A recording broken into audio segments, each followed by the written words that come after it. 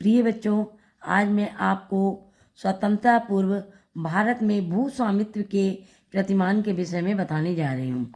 जैसे जैसे व्यक्ति की कृषि पर निर्भरता बढ़ती गई, भूमि व्यवस्था की भी महत्ता बढ़ती गई। प्रारंभिक काल में कोई भूमि व्यवस्था नहीं थी, परंतु समय के साथ साथ जनसंख्या के बढ़ने से जैसे ही कृषि की महत्ता बढ़ी, भूमि व्यवस्था की समस्या भी सामने आई। पहले मुखियाओं के पास भूमि वितरण के अधिकार थे तथा राज्य की आय बढ़ाने के लिए लगान लगाए जाने की व्यवस्था भी शुरू की गई। स्वतंत्रता पूर्व भारत में मुख्यतः अर्घलिखित 3 प्रकार की भूमि स्वामित्व की व्यवस्थाएं पाई जाती हैं। रैयतवाड़ी व्यवस्था। इस व्यवस्था में कृषक का राज्य से सीधा संबंध रहता था तथा जब तक वह निश्चित लगान सरकार को देता रहता था, भूमि पर उसका स्वामित्व बना रहता था। उसे भूमि को बेचने, हस्तांतरण करने तथा गिरवी रखने के अधिकार मिले हुए थे।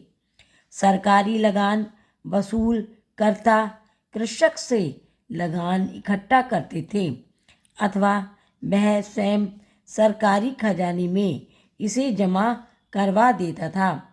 सबसे पहले यह व्यवस्था मद्रास में लागू की गई। महालवादी व्यवस्था। महल का अर्थ लगान की इकाई अथवा गांव से है। इस प्रणाली में पूरा गांव भूमि का स्वामी होता है तथा मालगुजारी की इकाई अकेले एक कृषक न होकर पूरा गांव होता है। सरकार को लगान देने का उत्तरदायित्व पूरे गांव का होता है। इस प्रकार इस प्रणाली में साझेदारी की व्यवस्था पाई जाती है। प्रत्येक साझेदार अपनी भूमि का मालिक होता है। सरकार किसी विश्वसनीय साझेदार को मुखिया अथवा लंबदार बना देती है, जिसकी जिम्मेदारी सभी साझेदारों से लगान इकट्ठा करके सरकारी खजाने में जमा करने की रहती थी। यदि कृषक अपनी भूमि छोड़ देता था तो वह ग्राम की संयुक्त संपत्ति हो जाती थी। जमींदारी व्यवस्था। जमींदार कुछ गांवों अथवा एक गांव का मालिक होता था। वो भूमिहीन कृषकों को भूमि का बंटवारा करता था तथा लगान तय करता था।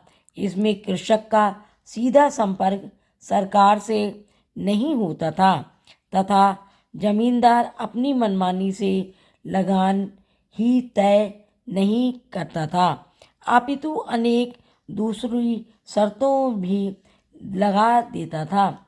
जमींदार सरकार को निश्चित मालगुजारी देते थे, परंतु स्वयं कृषकों से मनमानी मालगुजारी वसूल करते थे। सरकार सदा के लिए जमींदार से मनमानी मालगुजारी वसूल करते थे। सरकार सदा के लिए जमींदार से कितना लगान लेना है यह तय कर देती थी अथवा केवल कुछ समय के लिए यह तय कर दिया जाता था।